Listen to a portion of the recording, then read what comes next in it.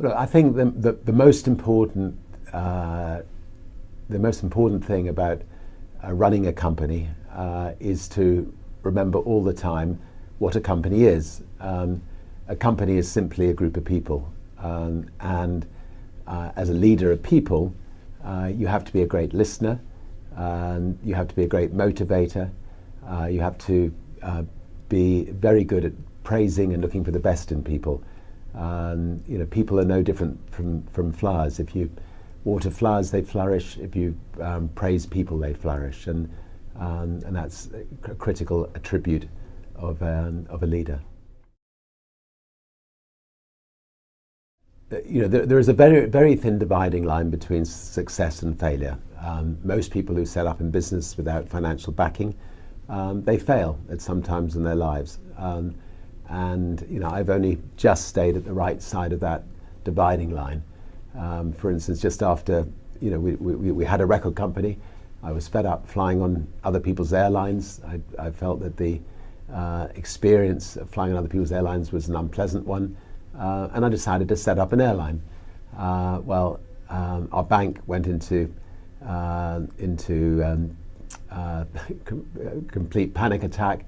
And when I came back from doing the inaugural flight of Virgin Atlantic's very first flight from London to New York, I came back to find the bank manager sitting on my doorstep and informing me that they were going to close Virgin down on the Monday, and this was the Friday, and that I had 2 days to effectively pay them off the monies that they'd loaned us. I remember pushing the bank manager out of my house, telling him he wasn't welcome, which is a dangerous thing to do to your bank manager, and then spending the weekend ringing around the world to all of the distributors of our music, asking if they could give us a temporary loan to get us through the following week, which they were good enough to do. And by the end of the week, we'd changed banks. We'd actually managed to find a bank that was willing to lend us 30 times the overdraft facility that our bank had lent us, and we managed to survive. And I think the moral of that story is actually don't think of your bank as somebody that you're beholden to. I mean, people just don't move from one bank to another. Sometimes you need to be willing to step up and move your banks in the same way that you should step up and move your doctor on occasions. Anyway, I learned from that lesson. Virgin does work very well without me. I mean, I used myself to build the brand, to build the sort of 300 or 400 companies around the world. But I also learnt the art of delegation.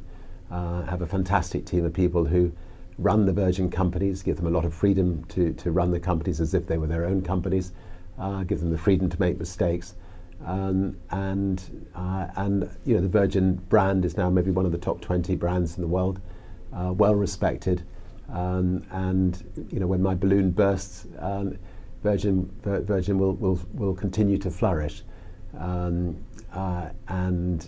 Maybe I had the icing on the cake on occasions. Maybe they'll have to spend a bit more money on marketing, but fortunately, Virgin is in a state where it can live on healthily without me.